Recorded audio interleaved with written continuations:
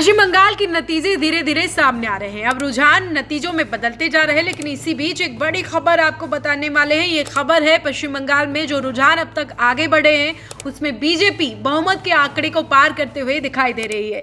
यानी कि इस बार बंगाल में खेला हो चुका है, टीएमसी के साथ खेला हो गया और बीजेपी ने इतिहास रच दिया है। सबसे बड़ी बात तो यह है कि जिन जिन सीटों पर प्रधानमंत्री मोदी के जरिए प्रचार किया गया, जिन जिन सीटों पर अमित शाह के जरिए प्रचार किया गया, जिन जिन सीटों पर उत्तर प्रदेश के मुख्यमंत्री योगी आदित्यनाथ की तरफ से प्रचार प्रसार किया गया, वहां पर बीजेपी ज्यादातर सीटों पर आगे बढ़ती हुई नजर आ रही है। तो कहीं ना कहीं इस बार बीजेपी की जो मोर्चेबंदी थी वो टीएमसी पर भारी पड़ रही है। और देखिए कैसे रुझानों में दिख रहा है कि ममता बनर्जी का किला ढहता हुआ नजर आ रहा है, क्योंकि जो ये रुझान है धीरे धीरे नतीजों में तब्दील होते रहेंगे और एक दो सीट ऊपर नीचे हो सकती है। लेकिन जो इस वक्त रुझान के आंकड़े सामने आ रहे हैं, टीएमसी 100 के आसपास सीटों पर है, लेकिन बीजेपी जो बहुमत का आंकड़ा जिस तरीके से रुझानों में पार करती हुई दिख रही है, उससे कहीं ना कहीं नजर आ रहा है कि इस बार बंगाल में कमल खिल रहा है और बंगाल में बीजेपी इस बार सरकार बनाती हुई दिख रही है। अगर ये रुझान नतीजों में तब्दील हो जाए तो ऐसे में अब उन सीटों का भी जिक्र कर लेते हैं जहां सीएम योगी आदित्यनाथ पहुंचे थे, जहां चुनावी रैलियां सीएम योगी आदित्यनाथ ने की थी। साथ ही साथ उन्होंने जहां पर बीजेपी उम्मीदवारों के पक्ष में मोर्चा संभाला, रोड शो किया बकायदा, उन सीटों का क्या हाल है उस पर भी हम बातचीत कर लेते हैं। पहले वो सीट जानिए जहां पर मुख्यमंत्री योगी आदित्यनाथ के जरिए प्रचार किया गया था।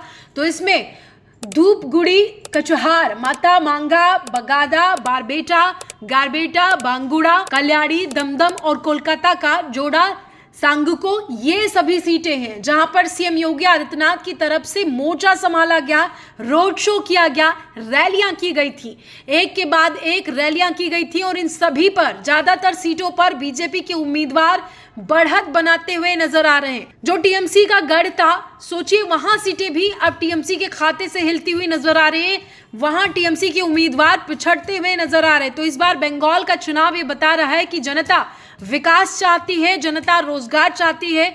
जो पलायन का मुद्दा रहा बंगाल में अब बहुत बड़ा मुद्दा बनता हुआ दिख रहा है। तो देखिए कैसे लोगों ने इस बार बीजेपी पर विश्वास जताया, क्योंकि बीजेपी ने जनता को भरोसा दिलाया कि बंगाल से रोजगार की स्थिति खराब हो रही है, वो बहाल करवाई जाएगी। पलायन जो बहुत बड़े तबके में हो रहा था उसको रोका जाएगा, वो खत्म किया जाएगा, बंगाल को विकसित किया जाएगा।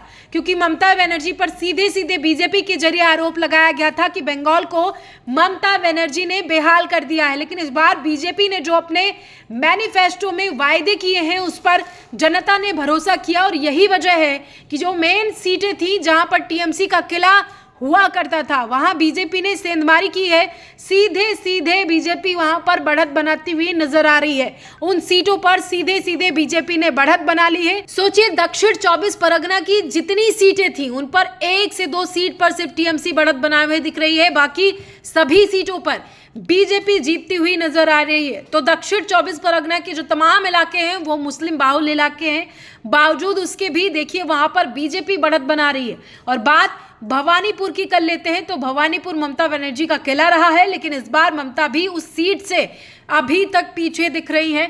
शुभेंदु अधिकारी दोनों सीटों से भवानीपुर से भी आगे चल रहे हैं। तो कहीं ना कहीं इस बार ममता खुद अपनी सीट बचाती हुई नजर आ रही है, अपनी साख बचाती हुई नजर आ रही है। और आपको बताया जैसा कि हमने, बीजेपी इस बार जो शुरुआती रुझान आ रहे हैं उनमें बीजेपी बहुमत के आंकड़े को पार करती हुई नजर आ रही है और टीएमसी पिछड़ती हुई नजर आ रही है। अगर ये रुझान है तो वो नतीजों में तब्दील हुए, हालांकि धीरे धीरे नतीजों में तब्दील भी हो रहे हैं।